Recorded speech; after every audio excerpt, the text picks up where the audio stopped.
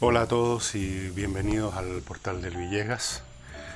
Hoy día me voy a referir a varios asuntos, algunos de los cuales son muy, pero muy graves para la vida actual y futura de nuestro país, muy significativo de lo que está ocurriendo y con muchas consecuencias para el futuro inmediato.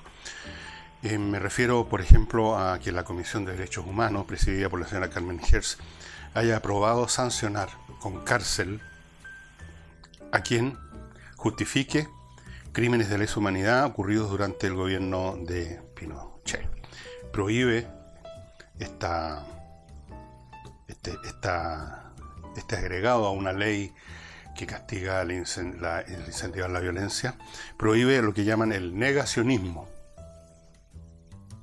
Y esto está dentro, como les digo, de un proyecto de ley que tipifica el delito de incitación a la violencia.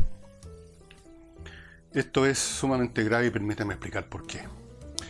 Ya existe en el país hace rato y digo porque muchas personas se han referido a este tema, hemos examinado, conversado y todos o algunos hemos sufrido también los efectos de cuando impera en una sociedad un discurso política, hormonal y emocionalmente correcto, y hay gente que está dispuesta a ir a las manos o a destruir la vida de una persona en función de sus visiones del mundo.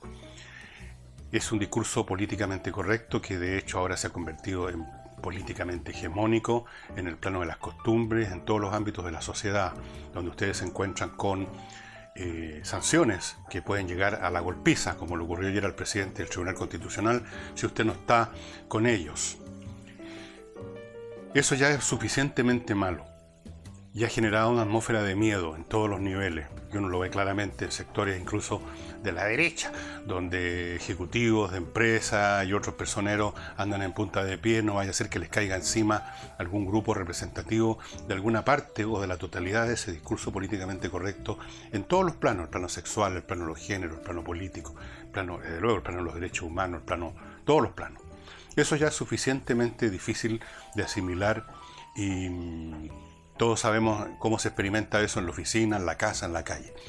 Pero esto ya lleva las cosas un poco más allá y le da fuerza de ley, le va a dar, porque seguramente se va a votar positivamente, y es lo más probable, le va a dar fuerza de ley a ese discurso.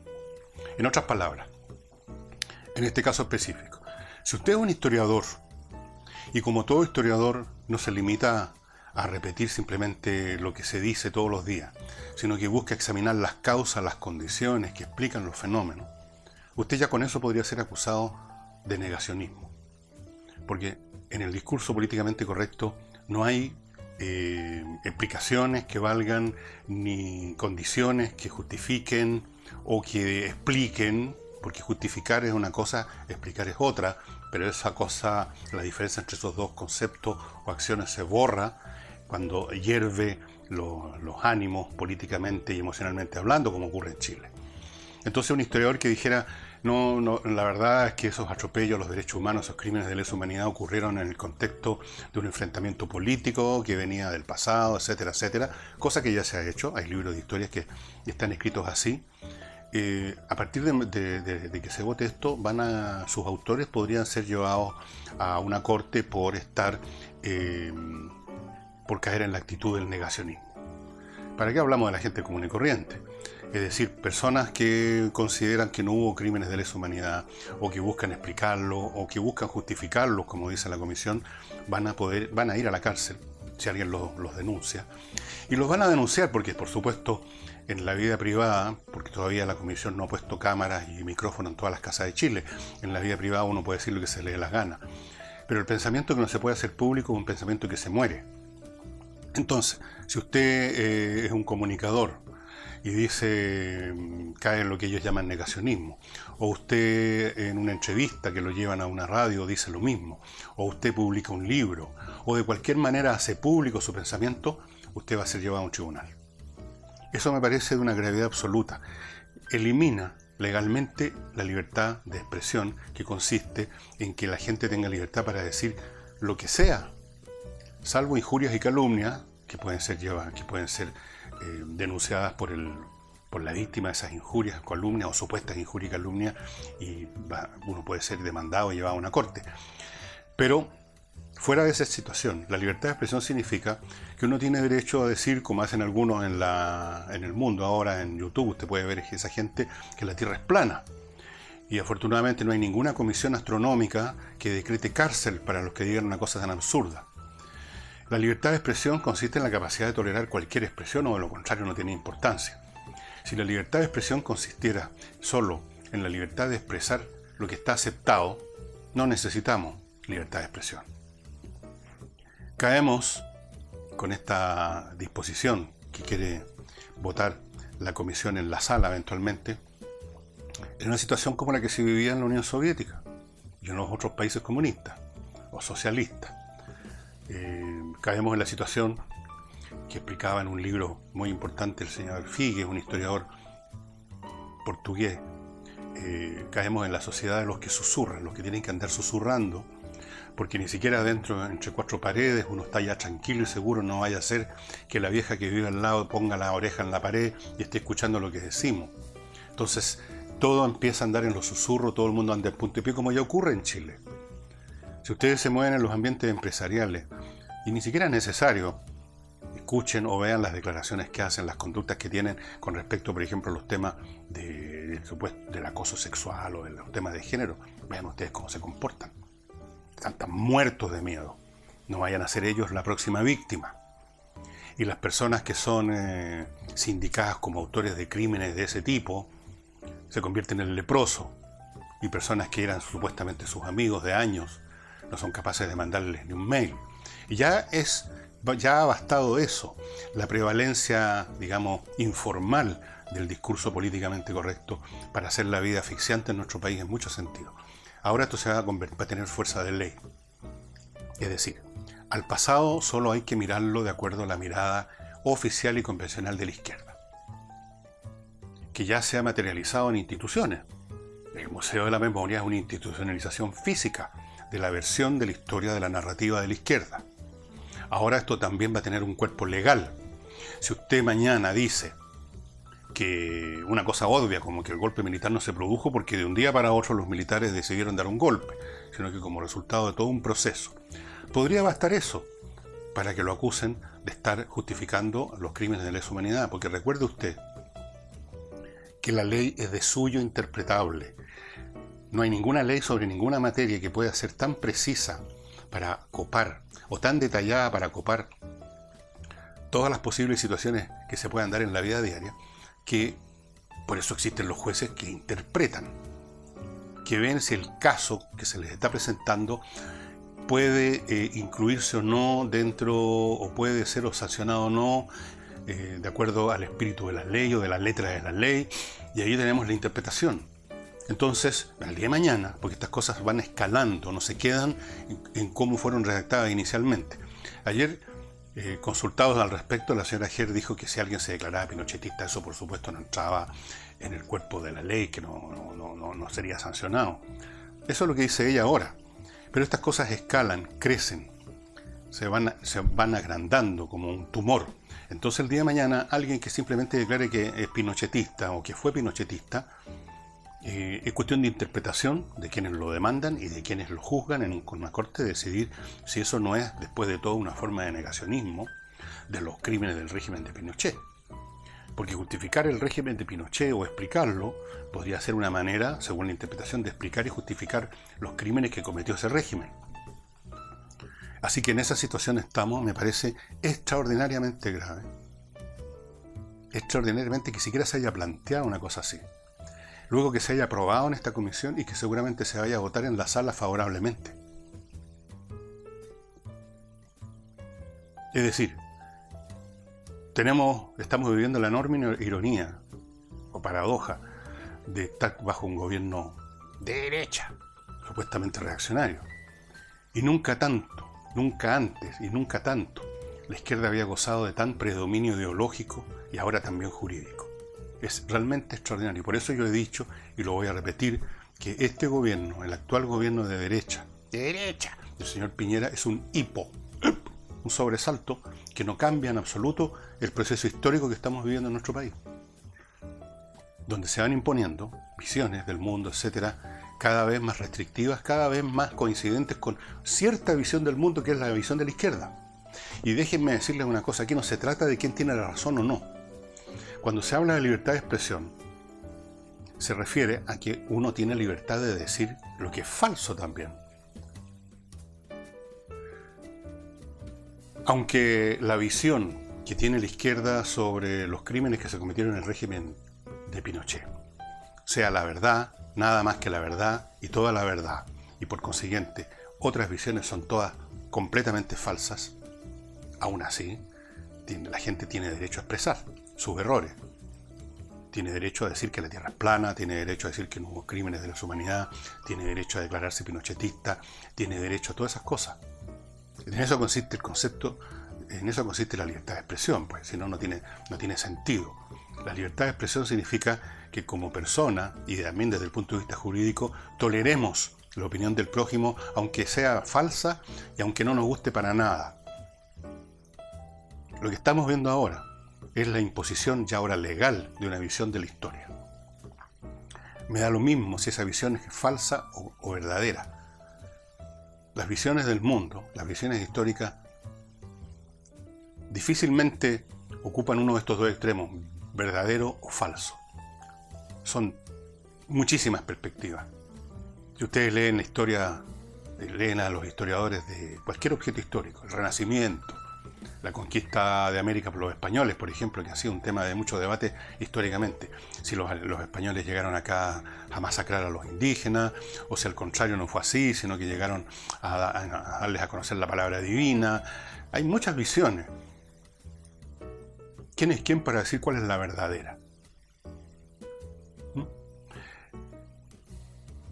Pero ahora sí, tenemos un quién es quién. Tenemos a la Comisión de Derechos Humanos. Lo encuentro extraordinariamente grave, y lo que va a ocurrir cuando sea votada favorablemente es que se ha dado un paso más hacia el totalitarismo ideológico, hacia por lo tanto la asfixia mental, y a las demás criaturas que emergen en esas situaciones, los susurros, la hipocresía, el fingimiento, el oportunismo.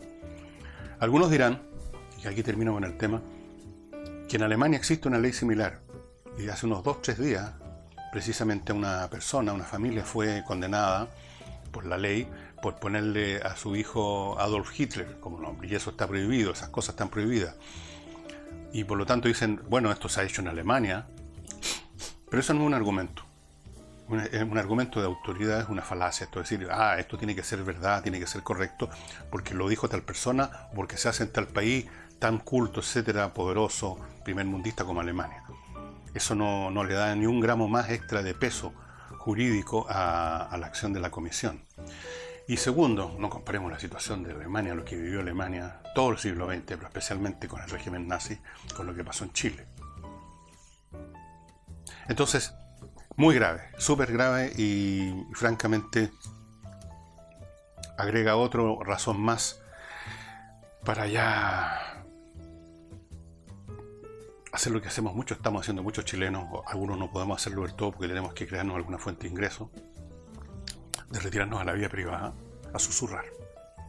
Algunos se van del país, otros se van, si no pueden irse del país, se van a alguna región remota del sur, a un pueblo chico, a una región aislada, para no saber más de un mundo, en nuestro país, una atmósfera ideológica, emocional y política que ya se está haciendo insoportable.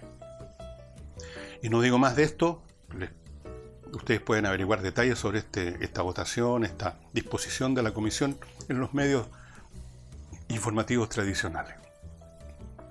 Y pasando a una cosa más agradable, diría yo, les quiero recordar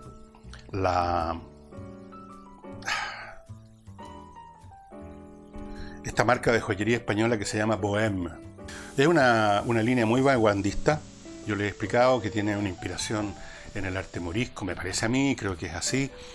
Naturalmente está hecho con metales preciosos, con todo lo que se usa para hacer una joya de verdad, pero estos diseños son realmente únicos, usted no los va a encontrar en otra joyería, no los va a encontrar en otra parte. Entonces, estamos hablando de una tendencia nueva en materia de joyería, porque en joyería también han existido en distintos momentos históricos ciertas tendencias, ciertas formas de tallar las piedras preciosas, etcétera. Esta es una nueva tendencia, una nueva moda, y usted puede visitar el sitio donde están estas joyas de esta línea. Allí están viendo a mi izquierda, espero, el sitio bowmex.com. Hay también marroquinería española finísima con herrajes laminados en oro. Marroquinería, como ustedes saben, es el arte o la artesanía de trabajar el cuero, me parece, que es así. Así es que, Bohem, estimados amigos, acuérdense, se nos acerca la Pascua, es el momento de buscar realmente un bonito regalo para matar el chuncho de este año, que ha sido tan nefasto en tantos sentidos, creo que para muchos de nosotros, y quizás para todos. Y antes de pasar a los temas que tengo todavía en carpeta, otro tema grave, les quiero mostrar algo que no corresponde a ningún compromiso comercial que yo haya asumido. Lo hago voluntariamente por retribución. Resulta que los fabricantes, los creadores de unos juegos para niños, pero que en el fondo siempre somos los adultos los que terminamos jugando estas cosas en el verano, en las vacaciones, me mandaron para que yo les regalara a mis nietas unos juegos muy bonitos. Son estos. Son los típicos juegos de salón que se juegan con tableros, con fichas, con dados, con ese tipo de cosas, que normalmente uno los juega, los desentierra del arcón en el verano, ¿no es cierto? Cuando uno está de vacaciones, vuelve a aparecer el Metrópoli, el Dudo, todas esas cosas que parecían olvidadas, vuelven a tomar vigencia por muchas razones, porque en las vacaciones uno está con otras personas, hay mucha vida social, queremos hacer cosas distintas, y antes o después de comida o después de almuerzo nos ponemos en una mesa, sacamos los tableros y estamos horas jugando estas cosas. Este es un juego que es, podríamos llamarlo, ecológico. Tiene que ver, los protagonistas aquí son organismos vivientes, distintos aspectos de la naturaleza, y uno aprende mucho sin querer queriendo. Hay cartas incógnitas. ¿Se acuerdan ustedes del Metrópoli que de repente se va a la cárcel o ganó un premio, la lotería? Bueno, aquí también. Es un juego súper bonito, muy bonito. Aventura en las costas chilenas y aventura en la selva patagónica. Así es que esto se los quería contar, se los cuento una vez. Todavía tienen tiempo de adquirir estos juegos para los niños que ustedes tienen que hacerles regalo. Y muchas gracias a los que me mandaron esto. Los tengo aquí listos para hacer los paquetes para mis nietas. Y otro tema que me parece que es muy grave, resulta de los videos que han aparecido acerca de la muerte de Catrillanca, donde aparece revelado el hecho de que no habría habido enfrentamiento de lado y lado, sino que simplemente la cosa fue completamente unilateral. Y por supuesto el gobierno reaccionó con mucha intensidad, con mucha fuerza, y dijo que van a seguir tomando las medidas necesarias para esclarecer los hechos y sancionar a los responsables. Consultado al respecto, el ministro no reafirmó, como dijeron en la anterior avatar de esta historia, la continuidad del señor Hermes Soto, el director general de Carabineros, y entonces eso podría hacer que la cabeza de Soto también cayera, junto con otros oficiales más, no sé, porque esto de seguir tomando medidas necesarias suena a seguir echando gente, no veo qué otras medidas necesarias pueden ser esas. Aquí se trata simplemente de cortar cabezas, y la pregunta que uno se hace, dejando de lado el tema de lo serio y lo grave que fue el hecho de que literalmente se asesinara al señor Catrillanca, entonces, en vista que no hubo enfrentamiento. Ok, eso es un tema serio y grave y tiene que tratarse. Pero al margen de eso, uno se pregunta cuántos descabezamientos más puede resistir el cuerpo carabinero sin desplomarse en la completa pérdida de moral, de capacidad de acción, caer en el inmovilismo absoluto al cual ya están siendo arrastrados hace rato. ¿Cuánto más? ¿Cuánto más? El señor Soto fue consultado sobre esta situación. El señor Hermes Soto le preguntaron si iba a renunciar, etcétera, y dijo: ¿por qué voy a renunciar? ¿Por qué? Y dijo luego que había sido sorprendido por la aparición de estos videos que aparentemente no existían. Entonces aquí surgen otras preguntas. ¿Cómo fue que aparecieron esos videos? ¿Qué pasó? Uno de los carabineros que sí tenía el video y que al principio se sumó a la conspiración del silencio, de la negación, negacionismo, usemos la palabra que se puso ahora de moda, decidió finalmente echar al agua a sus compañeros. ¿Qué pasó? ¿Y qué implica eso en términos de las coherencias internas del cuerpo carabinero? Que estén dispuestos a echarse al agua finalmente. Yo no estoy diciendo, ojo, que no debió ese carabinero que tenía esas imágenes mostrarlas.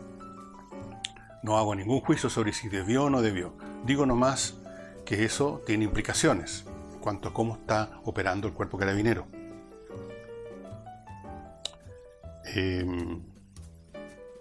Dijo Bermes que ahora estaban apareciendo estas filmaciones y como les repito, ¿cómo es que aparecen o desaparecen las filmaciones? ¿Qué está ocurriendo en el cuerpo carabinero? ¿Cuántas cabezas más van a caer? ¿Qué nuevas medidas se van a tomar? Aquí pasa con esto lo mismo que expliqué que va a pasar con esta ley sobre el negacionismo de los crímenes de lesa humanidad, que las cosas parten con una determinada definición, con una determinada medida y luego escalan, van adquiriendo más vuelo, más peso, van creciendo como un tumor. Entonces, obviamente que los carabineros no tienen derecho a simplemente meterle un balazo en la cabeza a nadie. Eso no puede ser.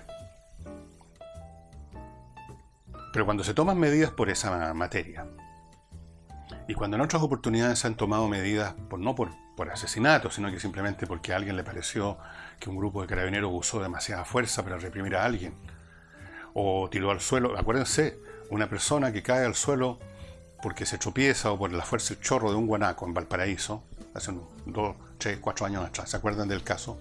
Esta persona cayó, se pegó en la cabeza y estuvo internado en el hospital.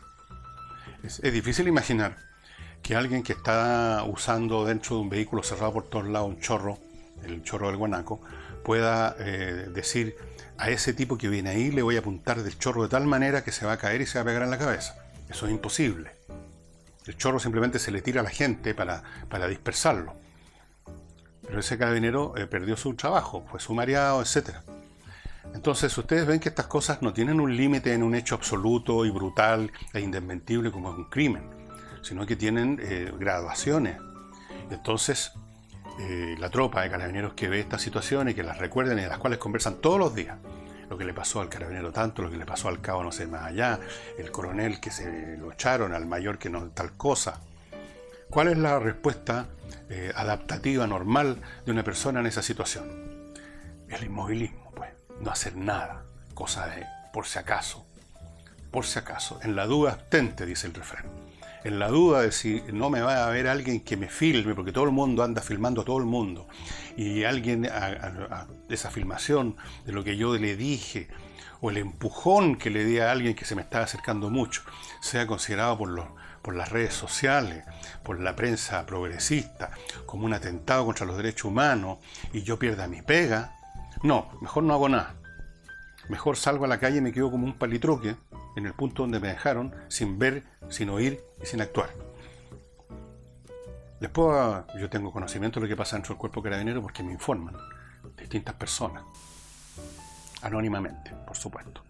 Y la desmoralización, la confusión y el miedo es brutal. Brutal. Y eso es bastante grave.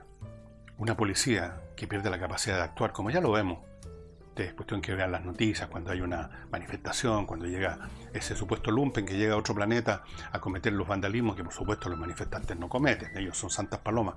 Cuando ocurren esas cosas y ustedes ven las filmaciones, ustedes van a ver a menudo que carabineros no hacen nada, que están haciendo en un pelotón, en un rincón, escondidos detrás de los escudos, recibiendo las piedras, las molotov, y no haciendo nada, o haciendo muy poco. Lógico.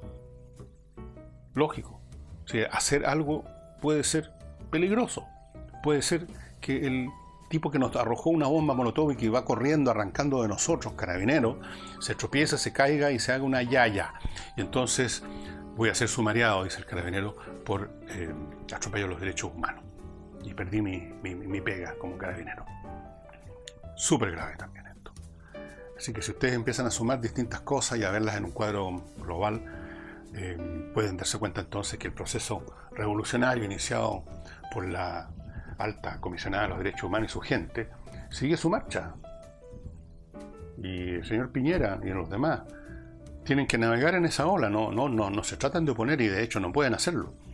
Y ahí uno los ve como surfistas navegando en esa ola, haciéndose los amorosos, los lindos. Ayer nomás comentaba lo de Moreno yendo a tomarle la mano al papá de Catrillanca. Yo no sé si alguien le fue a tomar la mano a los parientes de los Luxinger cuando los mataron fríamente a dos ancianos, quemándolos vivos. Ahí no hubo una escandalera como la que hemos visto con el caso Catrillanca. Ahí no hubo velatones, no hubo ojos en blanco, no hubo revueltas, no hubo manifestaciones, no hubo nada de todo eso. Tampoco hay nada de todo eso con las demás acciones de la CAM. Entonces ya se estableció eso también y en una de esas va a haber una comisión que lo convierte en ley. A saber, que lo que hagan los compañeros progresistas, los camaradas, los combatientes, los comandantes, está bien, hagan lo que hagan, y lo que hagan los demás es condenable y sancionable por la ley. Ese es el país que se está construyendo ahora, con o sin Piñera. Uno se pregunta qué va a pasar en las próximas elecciones presidenciales cuando haya otro candidato de la derecha. Supongamos que sea Kast o algún otro. ¿Qué van a pensar muchos que votaron por Piñera? ¿Se van a molestar esta vez a votar por Piñera?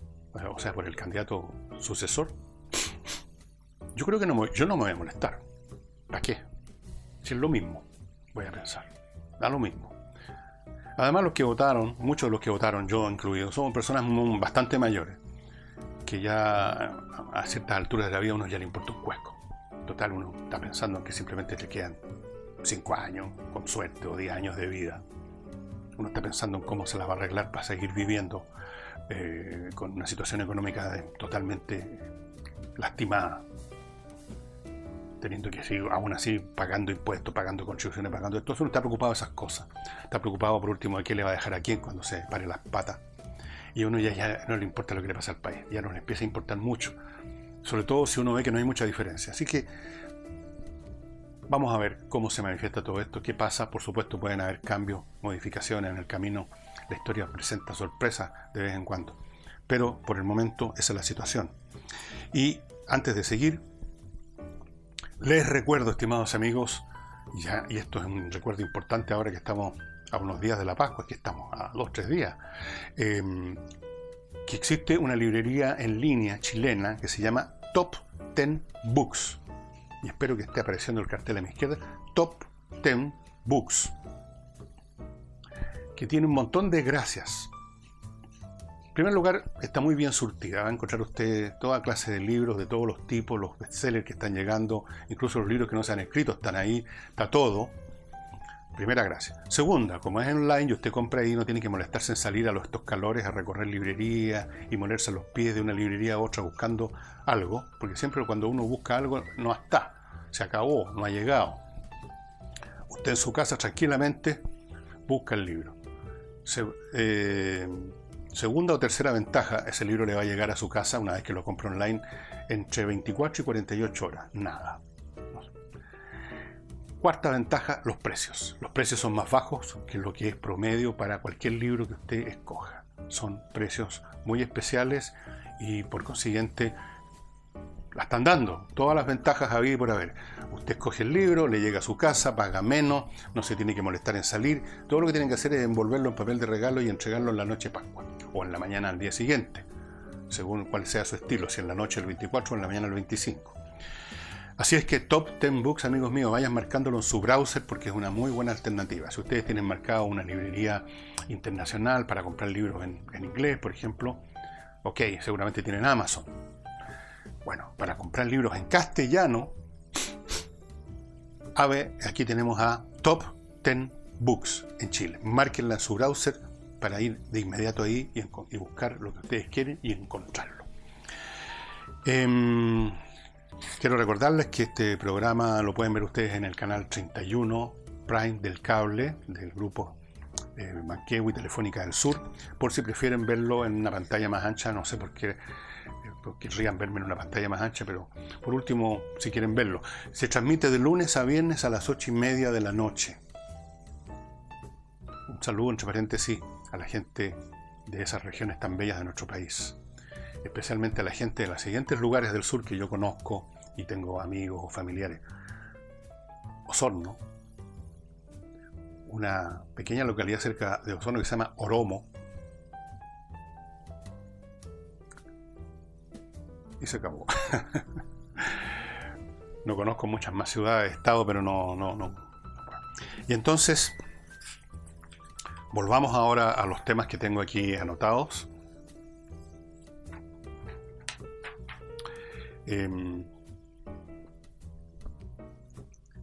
Como les decía, lo de la Comisión de Derechos Humanos es realmente un tema sumamente serio, pero era previsible que eso iba a ocurrir. Yo alguna vez dije que el discurso políticamente correcto se transforma en discurso políticamente hegemónico y eventualmente toma cuerpo de ley.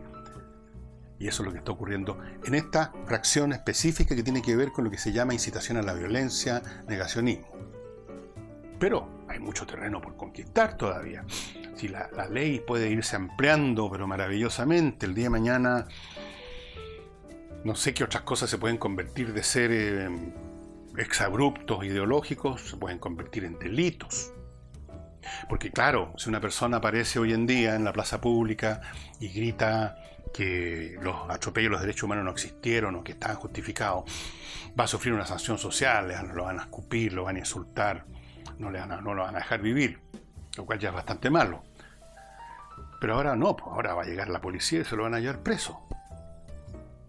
Y el día de mañana, como les digo, un historiador que trata simplemente de entender los eventos puede ser considerado negacionista. Van a decir, usted está relativizando este hecho. Usted no lo trata como debe tratarse, como un pecado absoluto y que se considera así y punto. Como lo consideramos nosotros. Porque nosotros sufrimos las consecuencias de eso, etcétera. Ya los historiadores van a tener que andarse con cuidado. Cuidado, señores historiadores.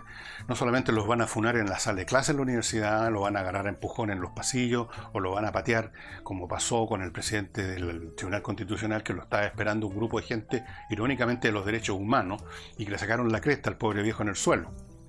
Carabineros, por supuesto, no tomó detenido a nadie, porque esos ataques, esas no incitaciones a la violencia, sino que violencia, esa no es perseguible. Simplemente lograron rescatar al anciano y llevárselo. No, nadie fue detenido. Entonces, cuidado, señores historiadores, con lo que escriben o con lo que dicen en la sala de clase, porque aparte de todo eso, la pateadura, los empujones, los escupos, a la salida de la universidad se puede encontrar con un grupo de policías que se lo lleven lo detengan y lo llevan a una corte acusado de estar negando los crímenes de lesa humanidad. Cuidadito, hay que andarse con cuidado. Se está haciendo irrespirable en nuestro país, ¿verdad? Irrespirable. Y antes de irme, para que podamos respirar por lo menos en nuestras casas, el aire de la libertad que todavía existe dentro de nuestras casas, pero que además podamos respirar un aire fresco en estos días de tanto calor, les sugiero que llamen ya, que se pongan en contacto con miclimo.com, la empresa que produce esta tecnología superior y premiada, que le pone estos aparatos que ustedes están viendo a mi izquierda, que les refrescan la casa en verano, se la calefaccionan en invierno, filtran el aire, no queman combustible, están conectados a internet, todas las ventajas habidas y por haber que corresponden a una tecnología propia del siglo XXI. Olvídese de todo lo que usted conoce. Olvídese de los ventiladores, de los antiguos acondicionadores de aire ruidosos y que botan agua por todos lados. Olvídese de la estufa a parafina, la estufa a gas, de la calefacción central que cuesta un ojo en la cara. Las estufas eléctricas, el otro ojo en la cara. Olvídese de todo eso. Clima, estimados amigos, para que por lo menos respiren un aire respirable. Y ¿qué más les puedo contar? Nada más, pues yo creo que se acaba el programa ya. Sigo y voy a seguir haciéndolo, agradeciendo a los que se están inscribiendo en Patreon. Y ya saben que es súper fácil. Si no saben cómo es la cosa de Patreon, en la página del portal, elvillegas.cl. Acuérdense, a lo mejor usted está viéndolo por otro lado, el YouTube, o lo está escuchando en alguno de estos programas donde ya están mis audios, pero entren a elvillegas.cl y ahí está en una de las segunda o tercera pantalla hacia abajo, por supuesto, y van a encontrarse con un pequeño video que hice hace unos 3 meses, yo creo, o 2 o 3 meses, donde explico cómo es el asunto. Es súper sencillo y muy accesible, basta con que usted tenga una tarjeta de crédito. Y le van a descontar todos los meses, usted se olvida del asunto después, cuando se quiera por algún motivo salir, usted lo puede hacer en cualquier momento. Y ahí todos los meses le van a descontar, por ejemplo, $1, $2, lo que usted quiera poner, 600 pesos, 1000 pesos, lo que sea, para mantener funcionando este portal. Y bueno, nos veremos mañana. Muchas gracias y que tengan un buen día.